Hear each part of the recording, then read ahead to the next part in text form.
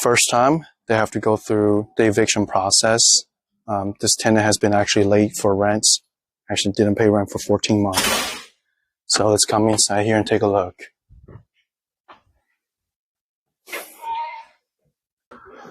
Always remember one of the most important things during eviction when tenant move out is you always have to change the locks. Right? You always have to change the locks. And this is the kitchen. Pretty filthy. Again, entire thing probably has to be hauled away, renovated. It just junks left and right. Oh, this is the backyard, but you get an idea. I'll say the toughest part about this eviction, it's really about the paperwork process, because this is in particularly in Oakland, Alameda County. And if you don't live in California, don't live in Oakland, just FYI that this has some of the tightest, worst rent control, most pro-tenant policies in the entire United States. So despite the fact that the tenant hasn't been paying rents for 14 months, it still took a while for us to be able to get all the paperwork to be able to evict him. Also, I'll say that it's also because it's one of my first time. So at first I tried to be lenient with the tenants, and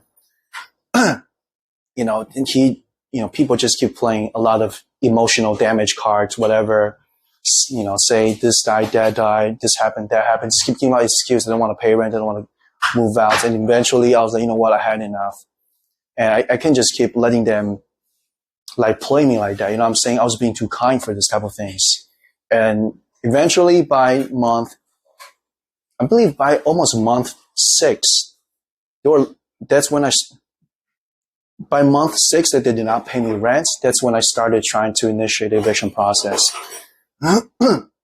And because I was also, some of the things, I had someone that's not very professional helped me handling the process. So that person alone dragged it another 4 or 5 months.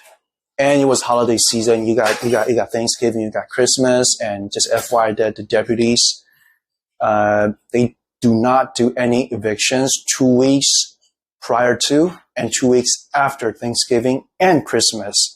So pretty much if your eviction falls in the month of November and December, you're pretty much effed up. You just have to wait till the next year. And that's exactly what happened. The guy that helped me with the eviction process, he messed up so bad. He dragged the process so long. And now we're in Thanksgiving and Christmas. And then by the time he finished it, he told me, oh, you know what, the deputies, they don't do evictions, until next year. So by the time next year comes, right, it was supposed to happen in mid-January. By mid-January comes, the sheriffs, they came out, try to post paperwork.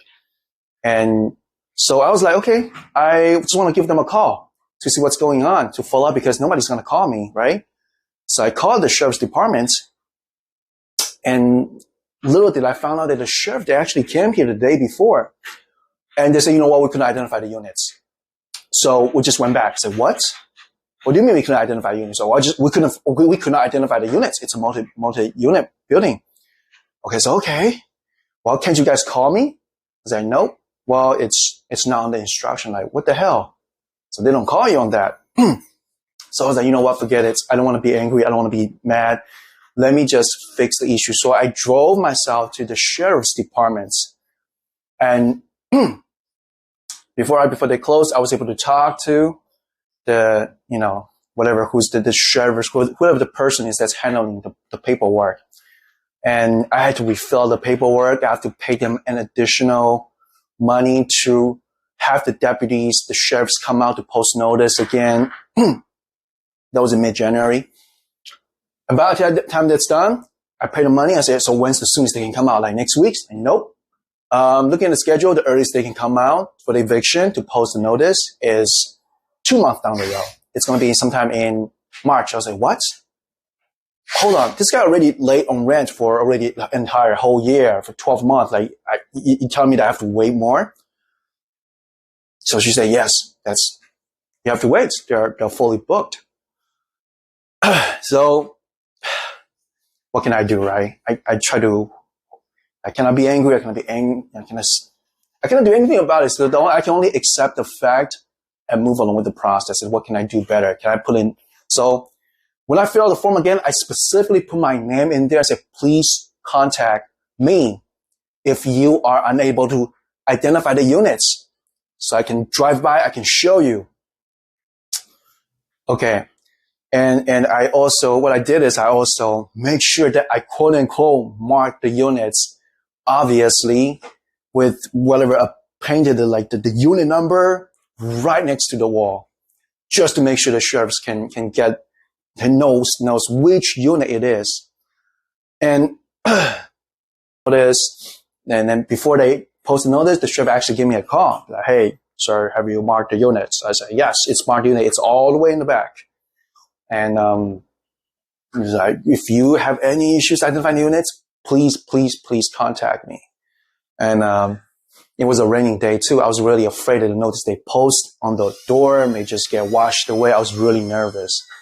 So I called back. So, anyways, I tried to call back the same day and then before the end of the day to follow up. And they say, well, even if they post it in the morning, we won't have all the paperwork back until the very next day. So anyways, I tried to call. So anyways, I called back in the sheriff's department next business day and praying that they were able to identify the units. And, luckily they were able to post it. They said, you know what, it happened. We posted it. Eviction's going to happen sometime in the next week or two. And then so I say, okay, so what day is it? He said, well, we don't know. The sheriff or the deputy is going to call you one day before. So I said, okay. And yesterday I got a call and I was like, you know what? I have to set aside all of this stuff, everything I have on my hand, just to make sure that this eviction takes place properly. And then we're able to get our property back. We just can't hold on anymore. For this past 14 months, we pay mortgages, we pay property tax, we pay property insurance, we have to pay for the materials to fix the stuff because we just had a really bad storm. And it was all money out of our own pockets. And now, after we got our unit back today, the tenant has 15 days to come in and remove whatever his personal belongings. Just to see what do I do? How do I better haul away all this junks and start the renovation process? So, it's just money on top of money that's out of our pocket, and it's a lot of stress, a lot of financial stress. On top of the situation, I just want to be honest with you. Just imagine 14 months of mortgage, property tax, home insurance, cost to fix the stuff or to maintain the properties, and now I have to spend a lot of money to renovate this entire unit, and it's not going to be cheap, and it's going to be labor intensive, and that's going to be another month or maybe a month or two that we don't have any rental income before we can even put it on the markets. So just FYI, just so you know, it's really not fun being a property owner. It's not the most, a lot of people talk about, oh yeah, invest in real estate, manage yourself, blah, blah, blah. Well, there you go. Yeah, when everything is bright and shine, yes, it makes sense. But when you encounter stuff like that, this is the real thing. This is the most real thing about being a property owner is when you have to go through bad tenants. You go through evictions, you go through people not paying rent, you go through the fix, renovations and stuff like that. So unless you're an absolutely very handy person, or even if you're not a handy person, as you're able to get your hands dirty, you're able to learn watching YouTube, or you're okay paying other people to come here to fix it while you learning sitting on the side. And yes, I would say investing in rental properties is it's good for you because you're able to save a lot of money, a lot of labor, especially labor and material costs are extremely expensive nowadays. So you're going to have a niche in there if you can fix it yourself. I mean, even though we're handy enough, we will need to hire someone to renovate this whole thing. And that's it. So if you guys are interested, in checking out the renovation process, drop a comment, drop a like in this video. And yeah, and once I figure things out, how I can better arrange the renovations, I can probably shoot another video to show you guys the renovation process. Maybe I can share with you how much it costs to renovate this building. Let's stay tuned. Let's find out. All right. Peace. Take care. Oh yeah, if you're feeling for my situation, please remember to subscribe to this channel. If you feel me for me in this particular situation, please subscribe, drop a like, and leave a comment. Yeah, let me know your thoughts. Or if you have anything just curious about being a property owner, or you have any questions about finance, hey, drop comments. Let Money Bro know. And I'll try to make a video about it and answer a question. So let's go.